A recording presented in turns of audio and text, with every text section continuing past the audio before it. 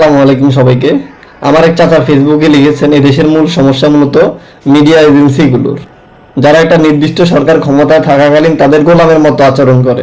এর পরবর্তী সময়ে কোনো কারণে সেই সরকারের পতন হলে কিংবা সেই সরকারের নির্দিষ্ট মেয়াদ শেষ হলে এইবার মিডিয়াগুলো বিগত সরকারের সমস্ত বদ আমলনামা নিয়ে হাজির হয়, সমস্ত দুর্নীতির মহা উৎসব বের করে আনে। এটা মিডিয়াগুলোর একরকম ব্যবসার মাধ্যম বলে আমার মনে হয়।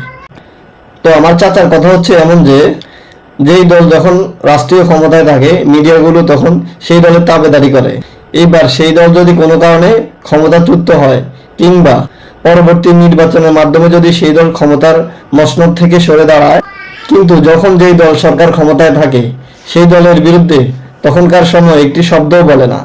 আসলে মূলত কথা হচ্ছে কি, আমার বুদ্ধি হওয়ার পর, আমি এই দেশের রাজনীতি সম্পর্কে একটু ধারণা পাওয়ার পর কখনো দেখি নাই মিডিয়াগুলো রানিং সরকারের দুর্নীতি, তাদের ব্যর্থ রাষ্ট্রনীতি, তাদের ব্যর্থ পররাষ্ট্রনীতি, সরকারি আমলাদের অবৈধভাবে টাকা পাচারের বিষয়গুলি নিয়ে মিডিয়াগুলোতে আমি কখনো আলোচনা সমালোচনা হতে দেখিনি। উল্টো মিডিয়াগুলো যখন যেই দল ক্ষমতায় থাকে তখন সেই দলের নেতাদেরকে একেবারে দেবতার আসনে নিয়ে যায়। পরবর্তী সময়ে কোনো কারণে রাজনৈতিক পট পরিবর্তন হলে এই মিডিয়াগুলো অতীতের সরকারগুলোকে এমনভাবে ধোলাই করে, এমনভাবে তাদেরকে জাতির সামনে উপস্থাপন করে, তখন মনে হয় গত সরকারের চেয়ে বড় ফ্যাসিস্ট এদেশে বোধহয় আর কেউই ছিল না। এই যে একটা জঘন্য সিস্টেম বাংলাদেশে চালু আছে, এর থেকে বাংলাদেশ কবে বের হতে পারবে আমি জানি না। তবে অবশ্যই অতি শীঘ্রই যদি এই জাতি এই জঘন্য নোংরা সিস্টেম থেকে বের হতে না পারে, তবে এই জাতির অস্তিত্ব সংকটে পড়বে।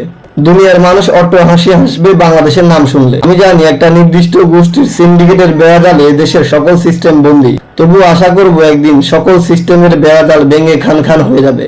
শর্ত মাত্র একটা, এই জাতিকে সম্মিলিতভাবে একটা সিদ্ধান্তে আসতে হবে যে আমরা অন্তত বাংলার এই জমিনে আল্লাহর আইন দ্বারা, আল্লাহর বিধান দ্বারা বিচার ফয়সালা ব্যবস্থা করব। আল্লাহর আইন দ্বারা, আল্লাহর বিধান দ্বারা বিচার ব্যবস্থার বাস্তবায়ন করব। তবেই সকল সমস্যার সমাধান পাওয়া সম্ভব, কারণ সব সমস্যার সমাধান দিতে পারে একমাত্র ইসলাম।